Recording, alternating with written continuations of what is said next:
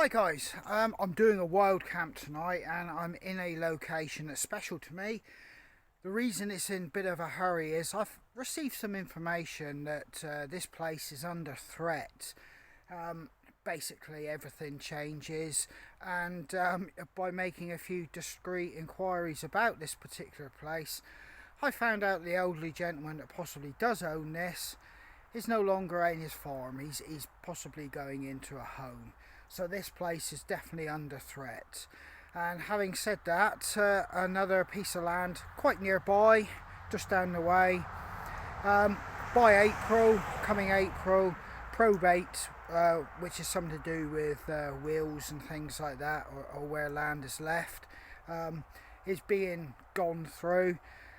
And I do know that a piece of land was tried to be bought up by the council many years ago for buildings, so it's not looking very promising for this piece of ground to stay potentially to be used, particularly as an apple orchard, and indeed for me to come and use it for wild camping. So I'm going to make the most of it.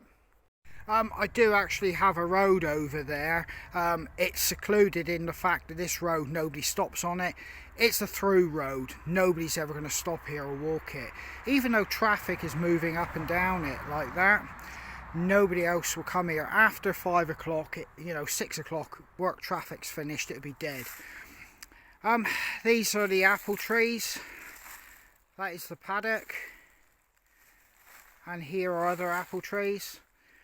And this is a small triangle of ground that's become a firm favourite of mine, quite simply because it's an apple orchard, an ancient one. Well, it's not an ancient one, it's an old one that people have forgotten about. I have got wood here. I've brought my own wood because I'm going to have to go smokeless, because obviously I don't want to draw attention to myself. So we got northerly and easterly winds, and I'm going to put a tarp up, giving me the best protection I can, and I'm going to get set up. I have less than an hour of light left here now. It's a last minute thing, and I can't see myself getting to do a wild camp this side of Christmas, so it's now or never. I'm kind of getting my kit all set up and squared away here. So you can see this is really tight. It's just how I want it. I'm protected by the bank there, like I was saying. From the hedge, nobody's going to see me. And I'm protected by from the winds. And I can get right down in underneath here. And I'm going to lay out my roll mat and everything and just get it ready.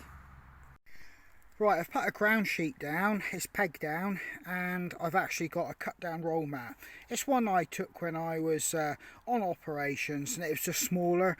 I'm only doing an overnighter, so I'm not worried about long-term comfort. But it's doubled up, as you can see it's taped over on two sides there, and it just gives me a lot more extra insulation off the ground. So my sleep system is the old school British Army bivvy bag. I've actually got it inside a jungle bag, a British Army jungle bag, and then I've got a nice thick civvy one, which I've just put inside that to double it up. I don't usually, if I can help it, come out in these conditions, but yeah, needs must, so I've doubled up the sleeping bags. It does actually look quite cosy in there, but like I said, I've had to keep everything low and really stealthy, and keep my profile completely to the ground. Meanwhile, my kit's over there by that tree, and I've got to go and sort it all out. In keeping with the way I'm camping, I've actually got a hobo stove there that I'm just about to fire up to make a coffee.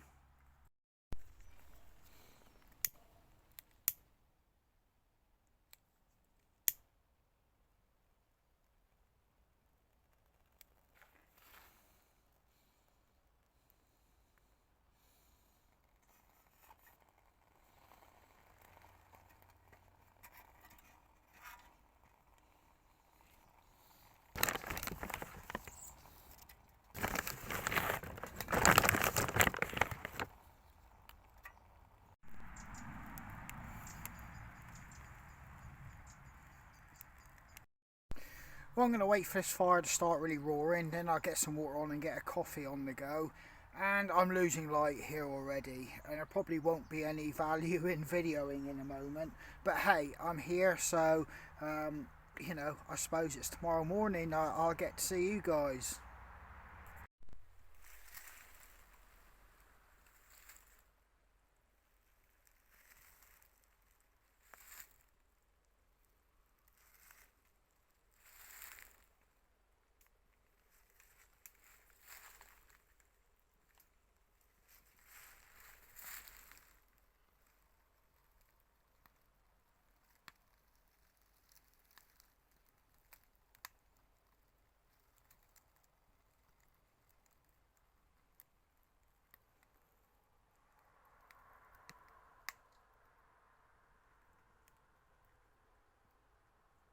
Just above that tree there, or in that tree, it's a full moon. This is going to be a really nice wild camp.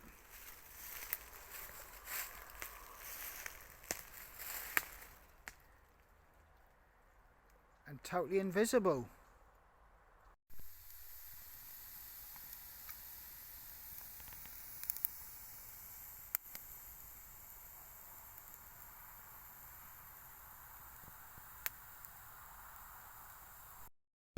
Yeah, just a few more moments of daylight and then it's totally gone.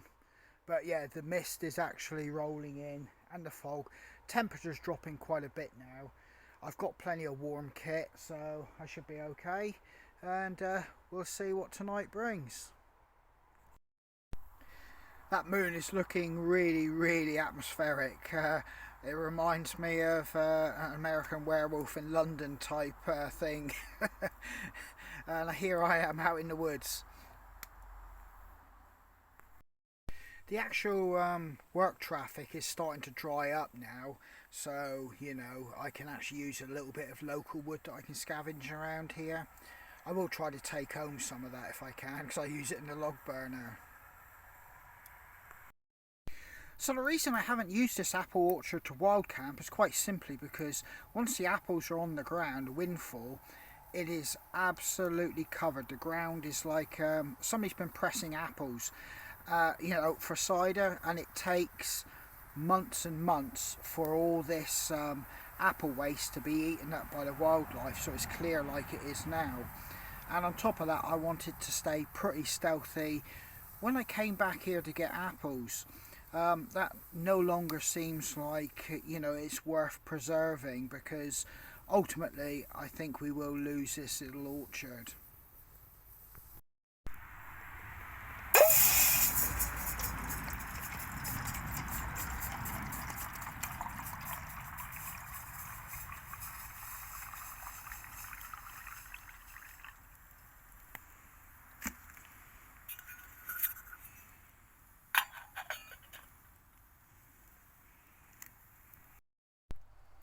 Coffee in the woods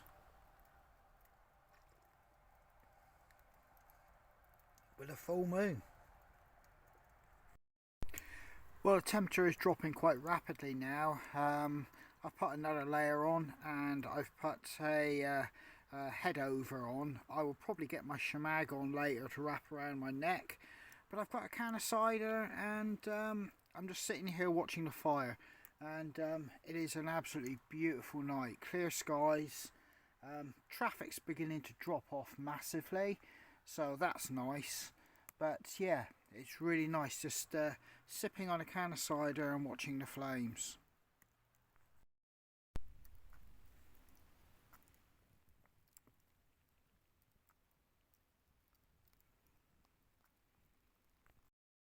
So I've got my schmag on, I've got a head over like I said, I've got two actual t-shirts, hoodie, I've got a long robe which I use to get changed when I surf.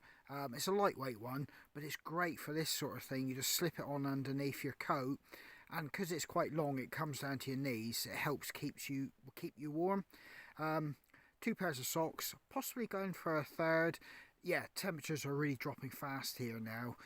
You can feel it almost by every hour. It's dropping significantly. You can see how hot the actual stove is actually getting there. it's actually got the sidewall glowing. It is only a tin can after all, and I've used this multiple times, but it's still not detracting from the fact that it's getting really hot. And I can feel the heat from this one as it is, and it's really nice. I really enjoyed it. It's actually kicking out a lot of heat. You probably won't believe how much actually. I'm sat probably a foot away from it, and it's doing its job. It's keeping me lovely and toasty. I've been doing a little bit of star watching and gazing, and I was just remembering some lessons I had on night nav, and obviously I can remember the panhandle and how you find north from that, but I can't remember much else about the night nav lessons that I did. Now that goes to show if you don't use it, you lose it. So if you do have outdoor skills, you have to keep them up and use them, or they disappear. But yeah, but it's still nice to actually stargaze and look at them. And I will actually do a little bit more looking into, you know, actual night navigation, because it's quite a fascinating subject. And obviously it comes in into its own, you know, with being outdoors. Yeah, and it's just something that you should have a rough idea on. It's like I said, I can find north from the panhandle, but it'd be nice to have other techniques as well.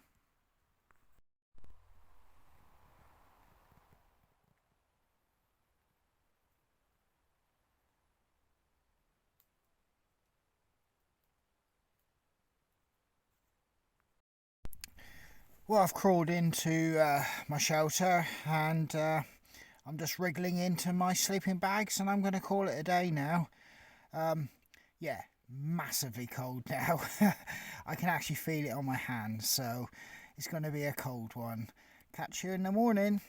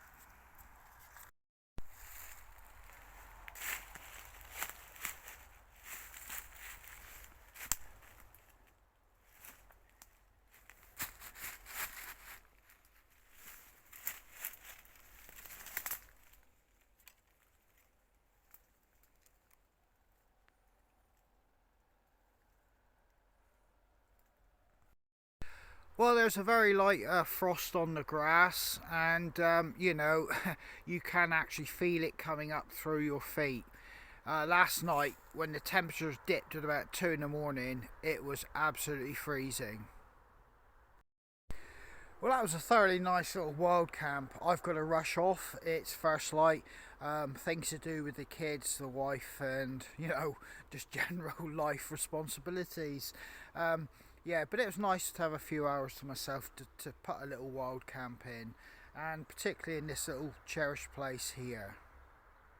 So I'll just take you around and you can see how the camp has broke down. Literally no trace. You wouldn't even know I was here. But yeah, it was a real nice camp. I enjoyed it, like I said. But yeah, come 2, 3 o'clock in the morning, you know, being the age I am, and I had to go for a pee. Boy, it was freezing. The skies were completely clear, and yeah, everything had that crisp feel to it. Well, there's all my kit and bag of firewood packed up ready to go. This is where I was sleeping, the tree entrance, and here's the actual where the fire was. As you can see, no trace. So yeah, all the work traffic is back to how it was, where everybody going to work and generally life starting to happen. It's you know, still don't distract from the fact it's really pleasant to be here. But yeah, I hope you enjoyed that little wild camp with me and seen how I do it. It's a little bit on what I would call the hobo style of wild camping. As you can see, I don't have the latest hammocks, tarps, tents, equipment. In fact, a lot of it I manufacture and make myself. Pretty much in vain with that video that was just previous to this one about how I actually learnt to wild camp and how I do it.